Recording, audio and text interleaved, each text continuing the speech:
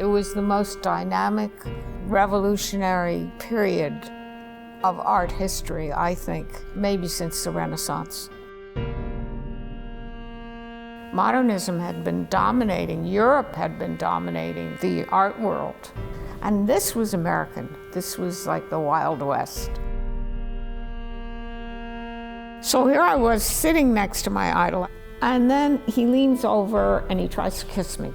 And he says, "Come on, come to my house, I'll go to your house." I said, "Jackson, no." Of all these people, so many of whom I knew, I'm the only one left alive.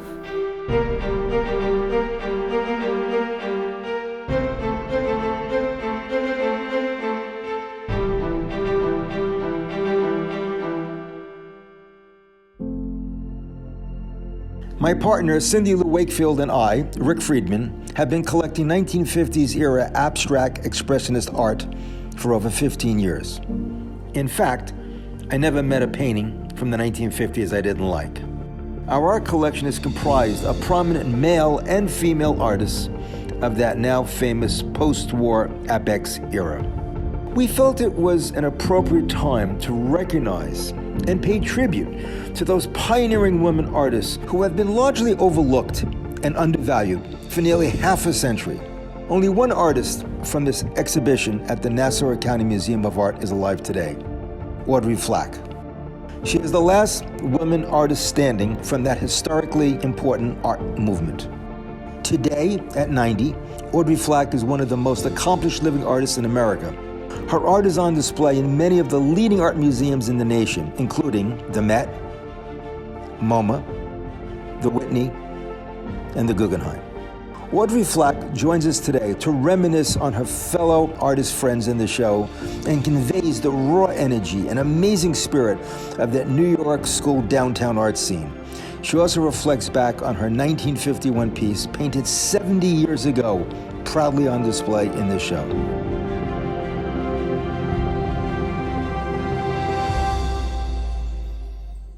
Tell us about what you were feeling with abstract expressionism in the air. What was it like? It was, I'll say, there were a lot of highs, there were a lot of lows, but it was thrilling. Every day was exciting. It was the most dynamic, revolutionary period of art history, I think, in maybe since the Renaissance. You were in the scene and you said it was thrilling. Is it because there was a network of artists that socialized together, and were you involved with that? Yeah, well, it was thrilling because the ideas were thrilling. It was revolutionizing modernism in a way. Modernism had been dominating, Europe had been dominating the art world. Picasso, all the European artists, and this was American. This was like the Wild West. This is a work on paper, and I was free. We were free. I mean, you could see my hand. You could see the gesture of the line, and the line starts becoming a little bit form and shape, but you could read the mark, and you could read the instantaneous connection between the canvas or the paper and the artist, and that was part of abstract expressionism. There's a delicacy, there's strength, they're strong marks, and there are shapes, but there's a kind of fragrance and delicacy there. And the lines, you could read layers and layers and layers of lines. After work, after you painted and you were alone in your studio, you needed socializing. I washed my hands, I put a little lipstick on, and changed my top because I had certain work outfit that I worked in.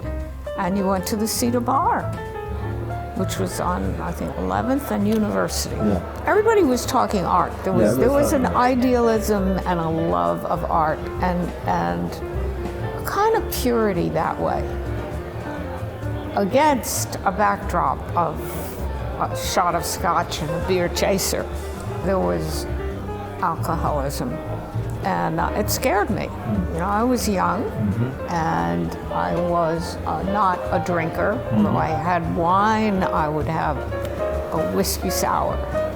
But I mean, if I had 2 drinks, I'd be on the floor.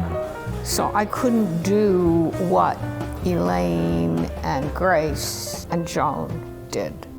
Did you know Grace Hardigan? I knew Grace very well. I got to know Grace when she stopped drinking.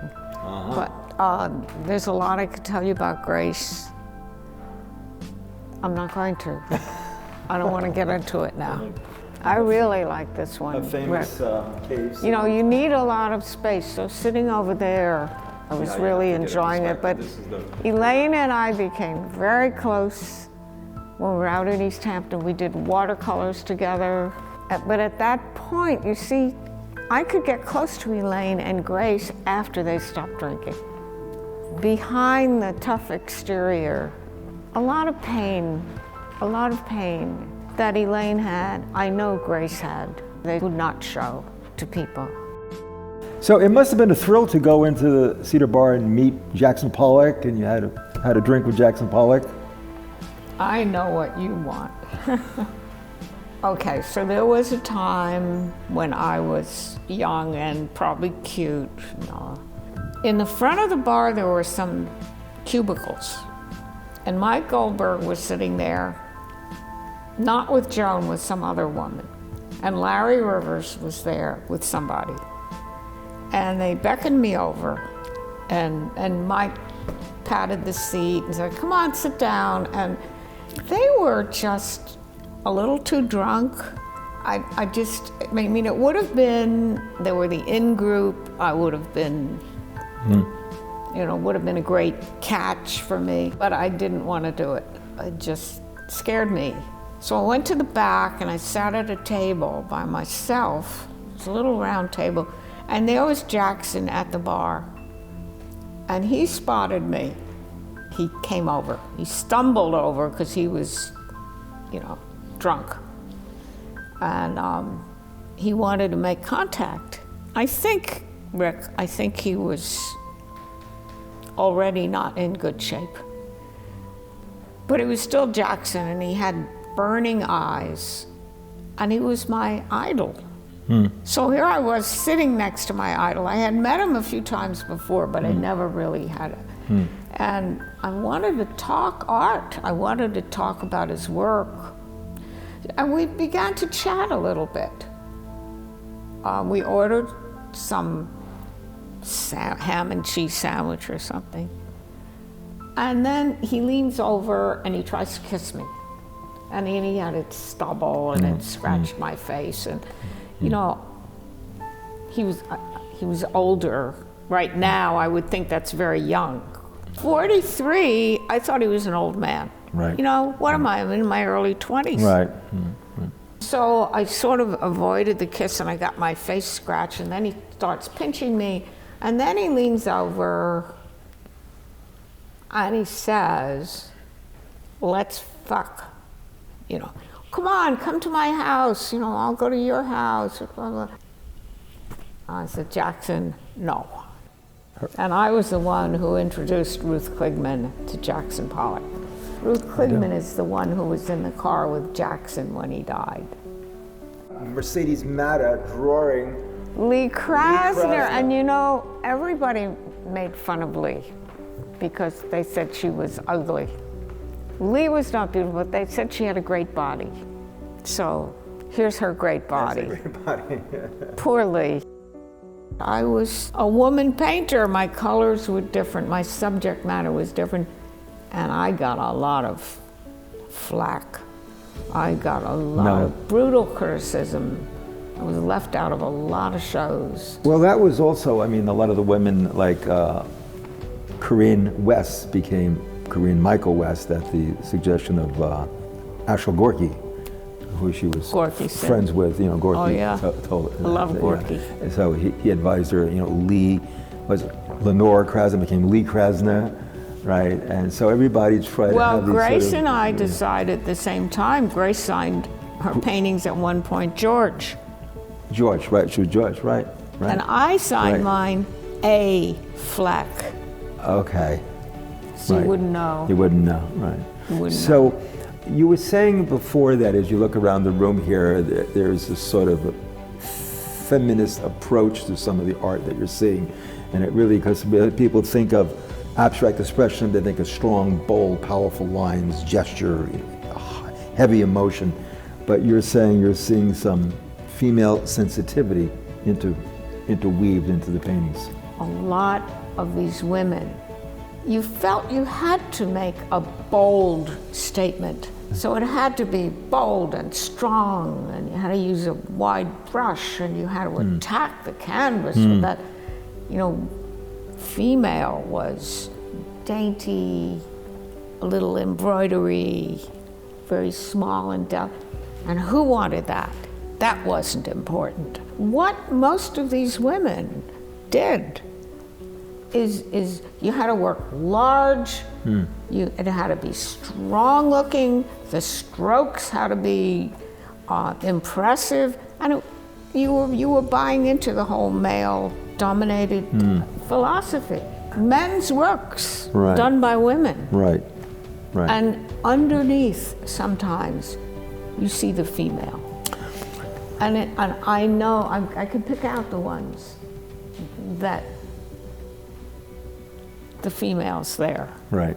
There's something about the violent brushstroke, but with Klein, I never felt violence.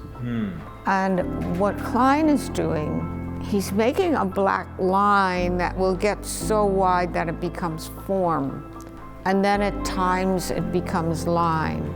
So he's playing with the edge of the precipice. She's not playing with the edge. She's playing with a male doctrine. This is beautiful. This is another very female, she allows delicacy to come in here. Here's where Elaine is letting the woman out. In a basketball scene. It doesn't matter. Right. But here's where she's letting the woman out. Here's where she's not. As people come up the steps, who walks up those steps? Mothers and daughters, grandmothers and granddaughters. This show means more to the young and the older women of our community than I think any show I've ever seen.